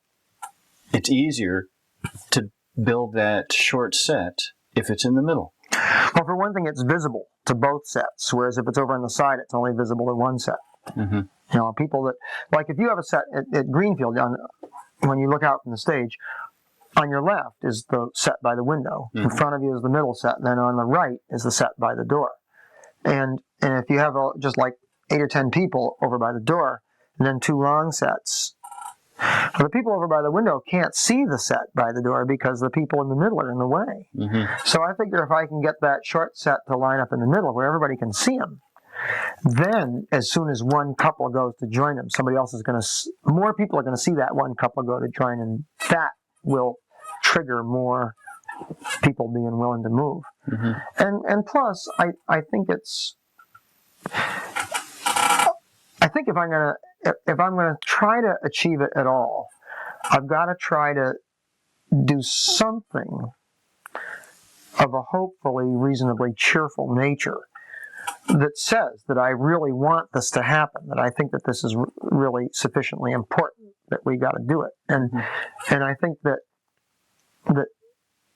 getting them moved into the middle is one way of saying that. Of saying, look, this is really important. We got to do this. We can't leave the set sort of straggling on the side. But you know what's been working a lot recently? I have not actually moved sets around that much in the last few months. What's been really working is, and I'm really glad I started doing this, and every time I hear somebody else do it differently, I'm even more glad that I do it this way. I've been saying, ladies and gentlemen, look at this set. This is an incredibly promising set. It's been a long time since I said, we have a short set on the right, I haven't said that for a really long time. And I feel like, compared to the way I've seen when I'm dancing, the way I've seen other callers say, short set on the right, we need more people in the short set. I just think that it's more inviting to say, we have a fantastic set here, and then, I mean, it's sort of becoming an old joke, but when you have like 2 couples trying to start a set, and then 2 more join, I can say, ladies and gentlemen, this set has doubled in size, and it's a joke, but it's true, and people laugh, and I can say, look at this set. This set is quadrupled in size in less than 30 seconds. And people laugh, but I think it's a way to draw attention to it, because it needs to have attention drawn to it, without it expressing it in terms of what it isn't. Mm-hmm. I mean, more like sort of congratulating them for who they are, rather than drawing attention to who they aren't. Mm-hmm. I guess is one way of looking at it. And When I was in graduate school, my focus within counseling was I wanted to be a counselor who could apply behavioral principles.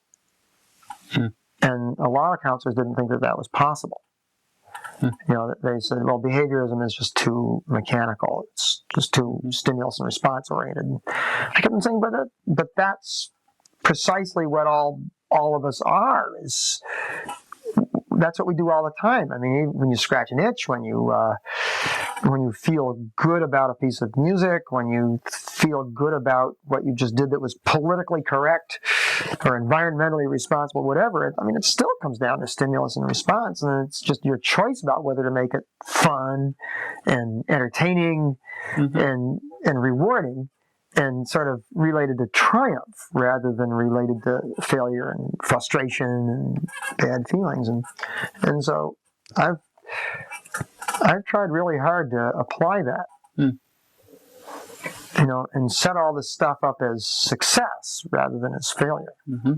And even when, there have been times like, God, I think it was maybe 3 weeks ago, Eric Smith showed up, and I decided I'd call a dance he wrote. He named it David on Fridays. And it's actually not a very hard dance. It's actually quite a smooth dance. All you got to do is just pay a little bit of attention to a couple of details, and it's a beautiful dance. And this whole set, and unfortunately it was the set he was in, was just making a travesty of it. It was pathetic. It was some of the most inept dancing of a simple, smooth, elegant dance that I had seen in a long time. But when it was done, I sort of went, oh, I'm not going to say anything. And I said, congratulate your partner. I was doing a thing, oh man, that was pathetic. It was in the set he was in, Yeah. And yet, I just felt like I could not say a creepy thing over the microphone at that point. So I just said, well, congratulate your partners. And it's like, a lot of dances end with some sort of choreographic element that has a courtesy turn. Some dances end with a right and left. Some dances end with a ladies' chain. And in both of them, there's a courtesy turn. And I always say these days, and there's a couple of dances that end with circles, where you do a circle and then just let go of the circle and turn around and do stuff with new people. So the concluding figure has some contact with your neighbor in one way or another. And I've gotten in the habit of saying, thank your neighbor in the walkthrough. And I actually say it during the first few repetitions of the dance while I'm still actually calling the elements of the dance. And on the one hand, it gives people some of whom missed it in the instruction, it gives them a signal that it's time to move on to new folks. It's like, even if they're totally bewildered, when I say, well, thank your neighbor and say goodbye, it's like they have to do it. And then when I say, and with new neighbors, it just makes it more clear that they've got to find new people. So it's pedagogically purposeful, but at the same time, philosophically, I want to be on record as saying that your experience with your neighbors ought to be worth thanks. And if it isn't worth thanks, then somebody ought to do some thinking. I don't say that really, but I say thank your neighbor, and I say, and that's important. If you had a good time with your neighbor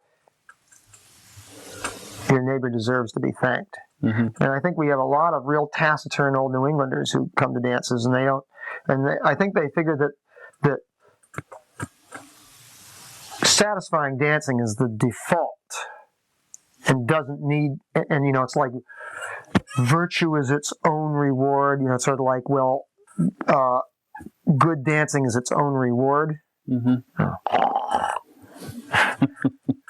So I've been trying really hard to get people sort of out of that, and to say that good experiences should be acknowledged. Now it shouldn't be assumed if it's a good experience that it's its own reward and doesn't need to be acknowledged. I think that one of the problems we have in dance crowds, and one of the reasons why problem dancers turn up and are able to, just be problem dancers for so long, is that people aren't clued in to the value of giving each other feedback. Mm-hmm. And so, like when we had our sociopath a few years ago, people wouldn't give him feedback. He hurt somebody. And that person would want to avoid confronting and want to just have this totally on the up and up kind of experience. And so would sort of let it go unconsecrated. So, he'd wrench some woman's arm, or he'd say some really gross, offensive thing. Mm-hmm. And the person would just sort of get away from him as fast as possible. And that was too oblique a consequence. It wasn't a direct enough, this is what's happening and why. Mm-hmm. And I think that, I don't want to stand up there and tell people, now you got to criticize each other as soon as something bad happens. Mm. What kind of atmosphere would that create at a dance? Mm-hmm. Instead, I want to say, you got to thank people when they do something that makes you feel good. Mm-hmm. You got to let them know that you feel good. Mm-hmm. That's a much better approach. Yeah. And that is just straight out of behavior modification 101. And yet, child rearing. Yeah. People say, oh, but that's so mechanical, or that's so inhuman, or something like that. Mm-hmm. Ridiculous. That right there is one of the fundamental things of getting people to recognize and do the right things for good experiences to make sure they happen again. Mm-hmm. So, and that's why, when I try to get people to change sets, sometimes I start reciting limericks and things like that. And that's become sort of a joke in and of itself. But basically, I try to do something to let people know that moving into the small set was part of sort of making more fun happen. Mm-hmm. It's a worthwhile activity. Yeah, it's not just sort of this civic duty about which they can then congratulate themselves, but that fun things are going to happen, and it's all part of having a good time. Well, shall we wrap it up? Wow, it's 10 of 10. No, it's not. It's 3 minutes of 10. Well, there's still some topics I want to cover, but it's too late for me to make my phone call, so I'm therefore not in as much of a rush. I got my flyer done. I, however, have to go to work in the morning. Hey, I've got to be up at the crack of 9. Yeah.